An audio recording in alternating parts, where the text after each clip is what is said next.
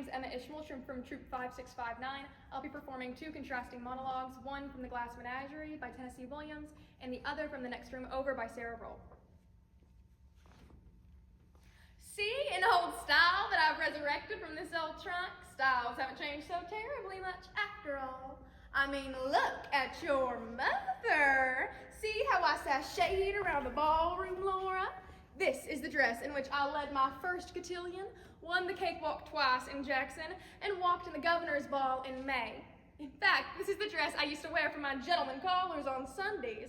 This is the dress I met your father in. I had malaria fever all that spring. The change in climate from East Tennessee to the Delta had given me this strange temperature all of May. I mean, it was nothing to be concerned about, of course, just enough to keep me restless and giddy. Mother told me to stay in, but I just couldn't. I took quitting and I kept on going and going. Evening dances, long, long rides, picnics, so lovely that country in May. All lacy with dogwood, literally flooded with jonquils. That was the spring I had the obsession with jonquils.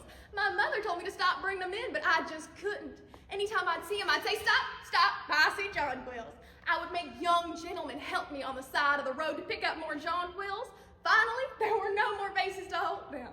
My mother said there was no more room, but no more room, that's fine, I'll hold them myself. And then I met this boy. Malaria fever and jonquils, and then your father. I do hope they make it in before it starts to rain.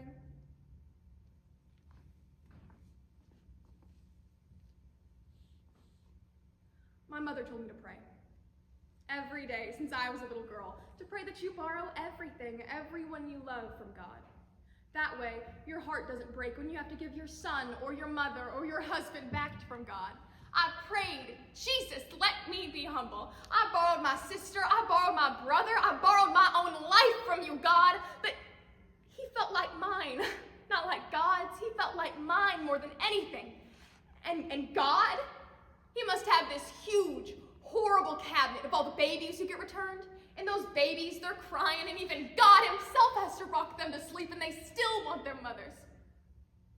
So when I started to feel something for this baby, for your baby, I thought, no, God, take her back. You know, the more alive your baby got, the more dead my baby became, and I thought of her like a tick. I thought, fill her up, and then pop, you'd see the blood of my son underneath. And I had all this milk, you know, and I wished it would just dry up. Just get through the year, I thought. Your milk will dry up and you'll forget. But she always seemed so grateful for the milk. And sometimes she would look up at me and she would give me this look at me. And I don't know what to call it if it's not called love. I hope every day you keep her closer to you. And you remember that the blood that she's made up of is the blood of my son, my Henry. Goodbye, Mrs. Gibbons.